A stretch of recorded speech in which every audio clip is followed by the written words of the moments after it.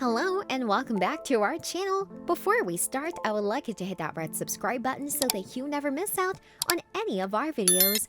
We have some exciting things to talk about in this video, and the topic we'll be focusing on today is 5 tricks you can use to be the best in Roblox Rise of Nations. Let's dive right into this video.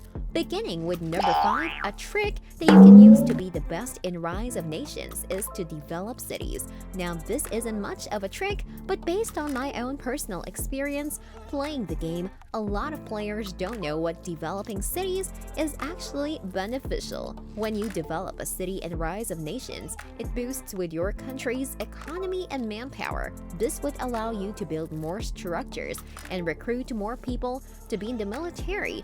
A bonus thing you can do is to hold the control key, click and drag to select multiple cities at the same time. Then you'll be able to click on the Develop City button, which would let you develop cities simultaneously, which is a lot faster rather than clicking on each city one by one. Next up, and number 4, you should try to utilize policies and not ignore political power. When you click on your country's flag in the bottom left corner, you will be brought to the menu and you want to click on the Country tab.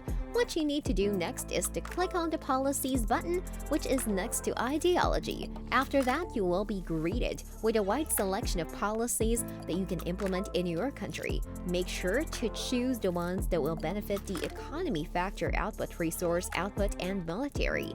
A lot of players in Rise of Nations don't know that these policies exist. So if you were to use them, it would give you an edge against others. Anyways, to implement a policy, you need political power, and you can get that through researching the political skill tree.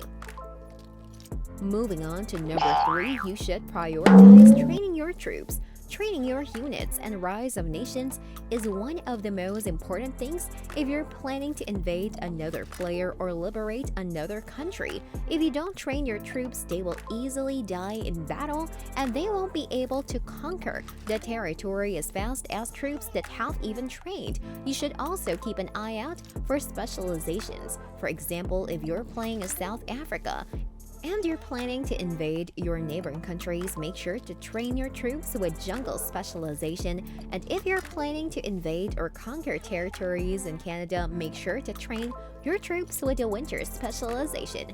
This will give you a huge edge in battle, and you could probably defeat an entire tank column with 10,000 well-trained soldiers. Next, at number 2, you should prioritize getting as much research as possible. Research points are very important in Rise of Nations, as you can use them to upgrade your country's economy, military, government, and you could even unlock nukes. To get as much research as possible, you really want to maximize the research spending in your